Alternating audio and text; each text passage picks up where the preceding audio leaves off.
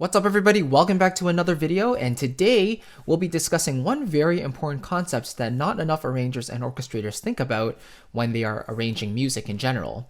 And you know, when you don't think about this concept, we really start to run into problems like frequency issues. You know, you start going to the mix phase and you start asking, well, why do these things not sound like they're balanced properly? How come some instruments sound like they're overloading and some sound like they're not filled in enough? You know, and you start asking yourself these questions when they can all be understood from this one simple concept, and that is the harmonic series. So you might have heard this term before. Funny enough, I was never really taught it in my classical studies. You know, in all the theory books and the harmony books and counterpoint analysis books, it was all about the actual musical aspects of, you know, pitches and everything, but it wasn't so much of the science behind the harmonic series and how that applies to arrangement and orchestration. But essentially, the harmonic series allows us to take a look at the fundamental note. So basically, when an instrument plays a single note, let's say we're talking about a low C on a piano. So when I play this C, all of these other notes are actually present at the same time. Now, you don't hear them because they're all very, very quiet, and the fundamental note or the bottom note is the one that's going to be showing up the most. But what's funny is that it's the combination of all these different notes together that gives this low C its timbre. By timbre, I just mean the quality of the sound, like the defining characteristic of what makes this low C sound like a C on the piano. For example, if a bassoon played that low C or a cello played that low C, it would sound like a cello or a bassoon because of the way the these overtones or the partials are organized in terms of volume compared to each other. So you could get really complex with this, but essentially the pattern I want you to notice here is that at the very, very bottom, you'll see that the notes are further apart. And as you go higher and higher in the frequency spectrum or higher up on the staff, the notes become closer and closer together. So this is where it's really good to have a knowledge of intervals. So you can see here between the bottom two notes, we have a perfect octave, and then we have a perfect fifth, followed by a perfect fourth, then a major third, a minor third, another minor third, major second, another major second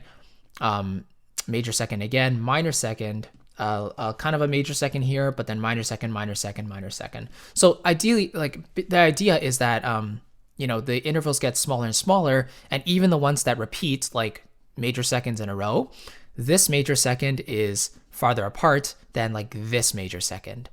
And you see these integers on top. These are just telling you the sense by which they're detuned. So this E is like 14 cents flat, whereas this G is 2 cents sharp.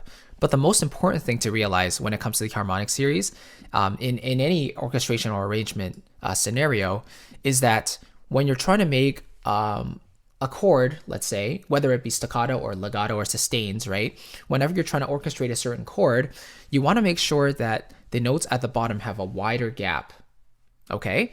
And also the distance between those notes should be anywhere around like an octave, and then the smaller one should be like a fifth, and then the next smaller one should be a third, and then so on and so forth. Interestingly enough, if you look at the first 6 notes of the harmonic series, they all create a major chord. And there's kind of a theory that says like, oh, we use the major chord so much because of the harmonic series. We don't know if that's true, but anyway.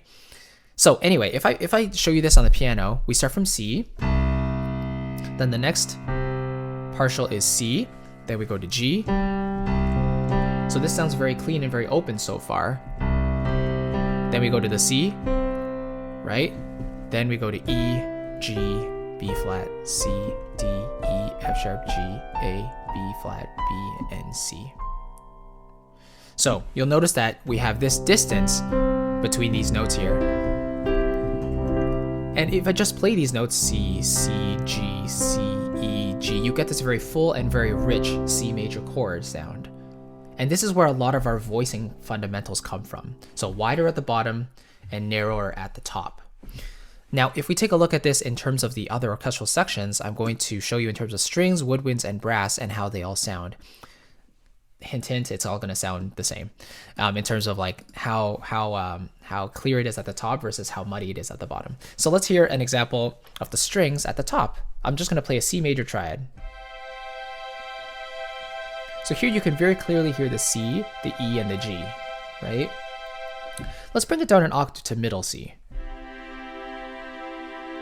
So that's very nice. You can still hear it quite clearly, but it does sound a little bit richer, right? I'm going to pull up the chart here.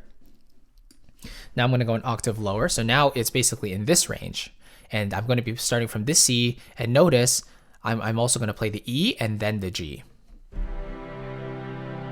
Now it's a little more muddy, right? Because naturally the overtone, when starting from this C, doesn't contain this E there, but that's okay. And then finally, if we go down starting from this C, you can hear how muddy that is, right? Like there's definitely less of a defining characteristic of what these notes are. So the overtones just build up really, really quickly when you get lower and lower. And so this is why a traditional rule is to avoid clumping too much at the bottom. Let's hear the same with the woodwinds. So although, we're playing the same notes and the partials are showing in different volumes to give the woodwinds their defining characteristic, overall, the same concept applies. So here we have the flutes nice and airy at the top. Then we have like the clarinets, we have the oboe, right? Then we have the bassoons there. And then finally one more octave down. And again, you get this less defined sound, okay? And then finally, brass, let's hear. So we have like the trumpets up here, maybe a high horn. Nice and full here in the middle register. And I would say here is probably the lowest you should go in terms of a full close position triad, because the brass has such a rich series of overtones that the more it builds up, just the easier it is for it to become muddy the lower you go. So even there, it's a little bit muddy already. You can hear that, right? And then finally, that low chord there is a little too low, right? So that just gives you an idea of how the harmonic series works and how it influences our arranging and orchestrating decisions. So whenever people ask me, how do I achieve a clear sounding production? How come my chords sound muddy and they don't sound like they are very clear? My first answer is usually, have you considered the harmonic series? Are you making sure the notes are wider at the bottom and closer together at the top? Because closer to the top, you can add in things like the third. You can use more intervals like the fourths and seconds and sevenths, all those intervals we're familiar with. But if you use those more colorful intervals when at the lower register, like below middle C, then they start to clump up a little faster and you actually don't get as clear of a sound. So the way I tend to voice chords is pretty much like how the harmonic series does. Let's start on a different note though. So let's do an E major chord. So I'm going to do an E. Now, I could do a B, which is a perfect fifth above, but the harmonic series would prefer me to do an octave first. So that leaves a very open sound, and I'm doubling the root. Then we can double the fifth, then the root, then the third, and then the fifth again. But let's say I wanted a little extra richness, then I could add the fifth at the bottom. So I can go root, fifth, then root, then fifth again, root, third, fifth. Now notice I only have one third in there. I only have one G sharp. What if I doubled the third at the bottom as well? So here's my chord. And now if I add the third at the bottom, how would you define that sound? Well, you would probably say something like soggy or heavy, right? And that's because we rarely have the third at the very bottom of the harmonic series. The first time the third shows up is here above middle C. So at the bottom, you want to keep the roots the most frequent. So this starts to introduce doubling rules. Like, why do we tend to double the root more in chords? Because the roots have more layering potential before they start to sound muddy. So layer more roots first, then if you want to introduce another chord tone, throw in the fifth, and then throw in the third last. But make sure the third's a little bit higher so you don't muddy up the entire sound. So that's the whole concept. The harmonic series is very, very important, and it can be quite complicated actually. If you're looking for a little more of an in-depth explanation on the harmonic series, I would recommend checking out 2-Minute Music Theory's explanation on the harmonic series. It's a very, very concise and clear explanation for musicians.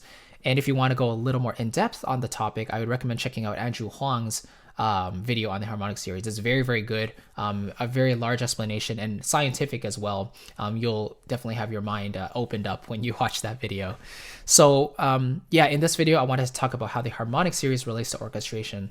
And speaking of which, like in terms of clarity and all that, I definitely want to point you to my 10 steps to a clear orchestral sound. It's a totally free guide for you that will basically help you with your orchestral productions and mock-ups. These are basically 10 really clear ideas that if you understand them, there's some arranging techniques in there, there's some mixing techniques, but there are basically, it's like a step-by-step guideline for you to understand certain topics that will help you just produce a really clear and sophisticated mock-up the next time you work with orchestral instruments. So I definitely want you to have that as my gift to you for watching this video. It's in the description box below. Just click on it and download it and keep it next to you when you're writing your next piece of music. So in the next video, I'm really excited because I'm going to be diving into some orchestration techniques.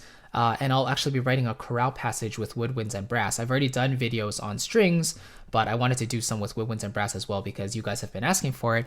And I'll also be teasing something that I've been working on for a couple months now, and I'm very excited for you to check it out. It's a complete step-by-step system for orchestral music, for composing, arranging, mixing orchestral music. So I'm going to be revealing that in the next video, and I hope you're excited as I am when I was making it. So anyway, I'll see you in the next video, and take care. Bye-bye.